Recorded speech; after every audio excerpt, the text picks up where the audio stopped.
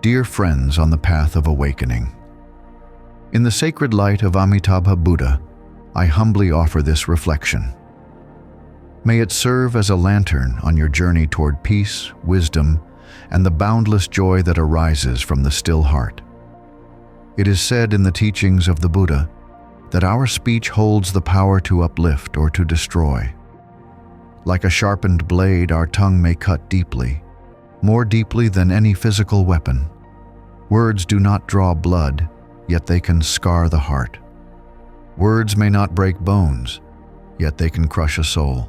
In the same breath, words, when spoken from a place of compassion and wisdom, can bring life, soothe wounds, and illuminate the path to liberation.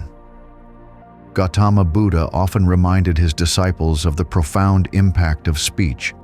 He likened the tongue to the sharpest knife in the world, a tool of both creation and destruction. The most dangerous weapon known to humankind is not found on the battlefield, but rather in the words we speak without mindfulness. Speech has the potential to build bridges of love, but also to create chasms of suffering. That is why, as devotees of Amitabha Buddha, we must hold our words like sacred incense, released only when their fragrance benefits all beings. Let me share a story that speaks directly to the heart of this teaching. Once, in the vast and vibrant land of India, there lived a monk renowned not for his eloquence, but for his deep and serene silence. His home was a humble monastery nestled in a forest, where the wind moved gently through the trees and the birds sang hymns of dawn. He was known throughout the land, not for the miracles he performed, but for the peace that emanated from his presence. One day, a great king came to visit this monk. Despite his throne, his treasures, and the loyalty of millions, the king was weary. His heart was heavy with sorrow, his mind restless like the stormy sea. Bowing before the monk, he said, "Venerable one, I have all that the world can offer, gold, power, even wisdom from many scholars. But I lack the one thing I yearn for, peace of mind." The monk, gazing at him with eyes full of compassion, replied, "You already carry peace within you, noble king, but you have not yet turned inward to discover it. Would you be willing to embark on a small experiment?" The king, desperate for solace, agreed without hesitation. "Then for the next 15 days, the monk said, you shall stay here, live like the simplest of monks, and practice noble silence. Speak only when absolutely necessary. Observe your thoughts, your breath, and your surroundings." The king accepted the challenge, and so began his silent retreat. On the first day, his mind rebelled. Accustomed to command, chatter, and indulgence, the silence felt suffocating. Thoughts rushed in like thunder. Memories, worries, and fears danced wildly in his mind. He longed to speak. To anyone, even the birds. But he remembered the monk's instruction and sat still. On the second day, something curious happened. Amidst the discomfort, he began to notice things he had never seen before. The intricate veins on a leaf, the gentle sway of grass, the melody of the wind. His mind, though still restless, began to quieten. By the fifth day, his breathing slowed, and he felt moments of stillness, brief but profound. He began to experience joy not from anything external, but from the mere act of being. Watching a squirrel nibble on a nut brought a smile to his face. He began to feel gratitude for simple things. By the 12th day, something within him had transformed. As he sat beneath a tree, his eyes closed of their own accord, and he slipped into deep meditation.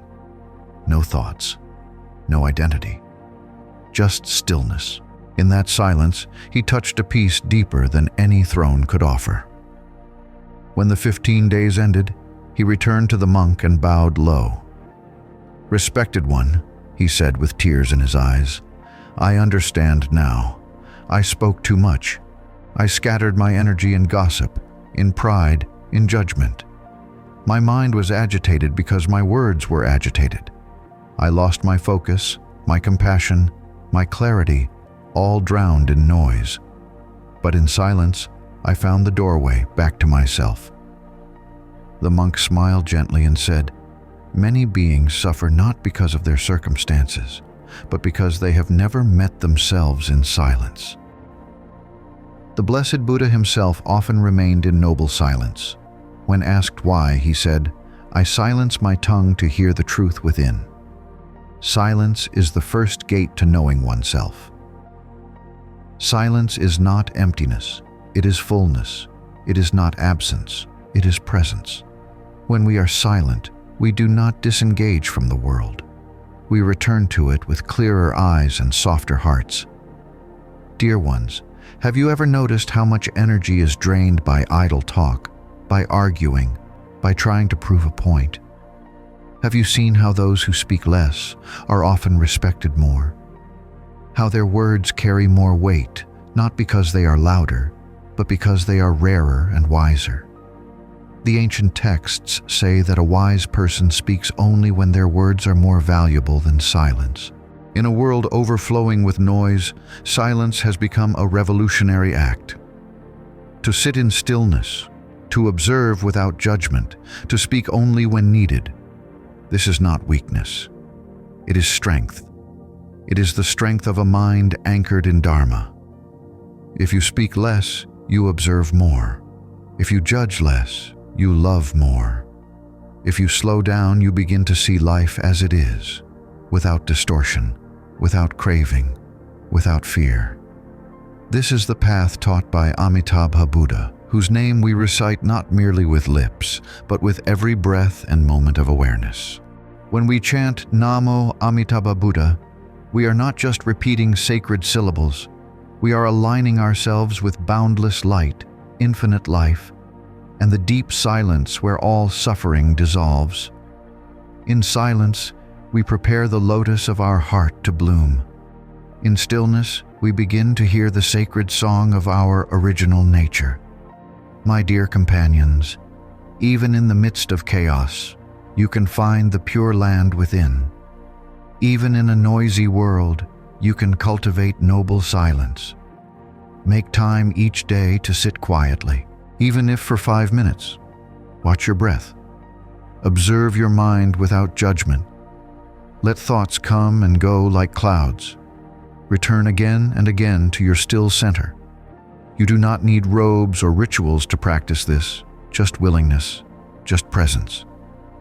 The Buddha waits not outside of you, but within you, patiently, lovingly. I urge you from my heart to yours. Speak less, listen more. Not just to others, but to your own soul. And when you do speak, let your words be like cool water on a thirsty day. Let them nourish. Let them heal. Let them reflect the compassion of Amitabha's vow to save all beings. In the end, when we meet ourselves in silence, we become less reactive and more reflective. We stop chasing and begin receiving. We understand that the deepest truths do not come in words, but in still moments between them. Thank you for walking this path of light with me. If these words touched you, may you carry them in your heart like a prayer. May they inspire you to embrace silence as a daily refuge. And may the great compassion of Amitabha always guide your steps. Namo Amitabha Buddha.